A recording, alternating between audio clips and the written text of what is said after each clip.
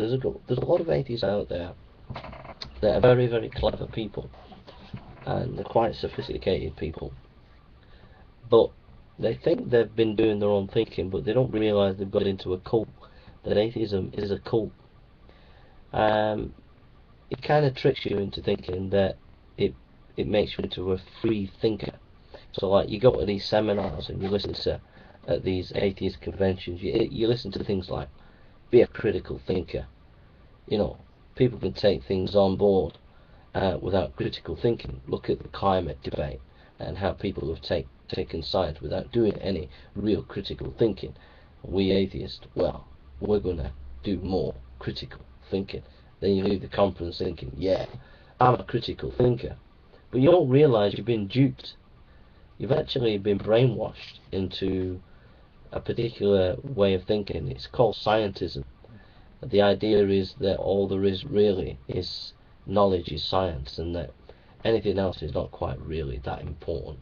As long as we're rationally based and it's all scientific, you know what I mean, then everything's okay. But that's really scientism. And it doesn't actually deal with some of the big philosophical issues of history and of our time. But the thing is that it's difficult to talk to you and to rationalize with you and to explain to you why you've been hoodwinked, why you've been taken into a cult. And it is a cult.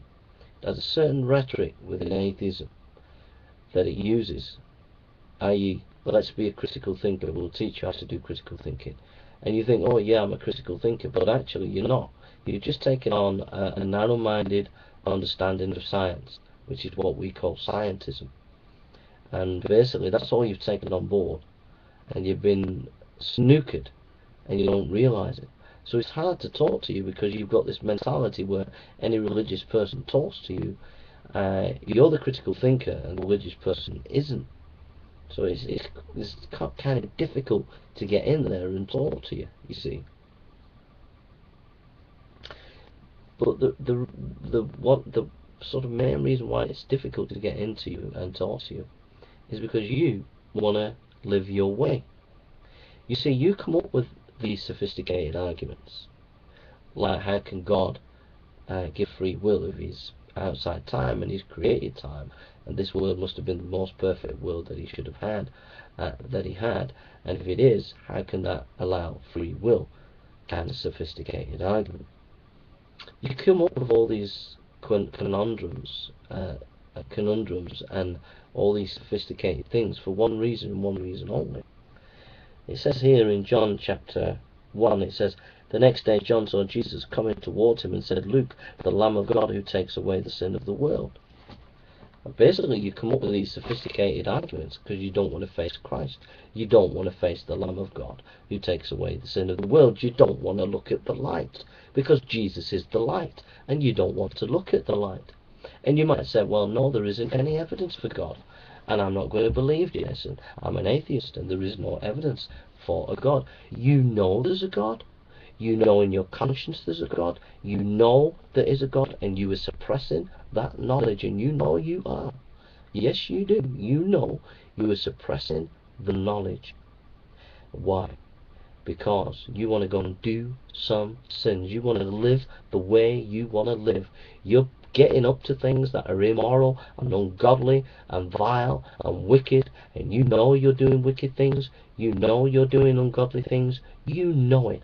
You are living a filthy, immoral lifestyle. You know you are. And when an Christian comes to you and gives you an argument or gives you something to talk about, what do? Oh, how can there be free will if God is outside time? Or, is that really so? Have you heard of this conundrum? Have you heard of that? And you've thought these intellectual smokescreens because deep down you don't want to face the fact that you need to change, and you need to change today.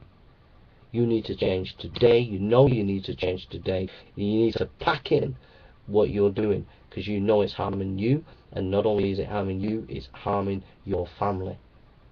And Jesus says to you, come to me, all you who are heavy laden, and I will give you rest. Take my yoke upon me and learn of me, for my yoke is easy and my burden is light. And Christ wants to take that burden that you have of sin and the things that you've been doing wrong, and he wants to wash you and cleanse you and give you a new life, new hope, new victory, new strength. Are you going to do that?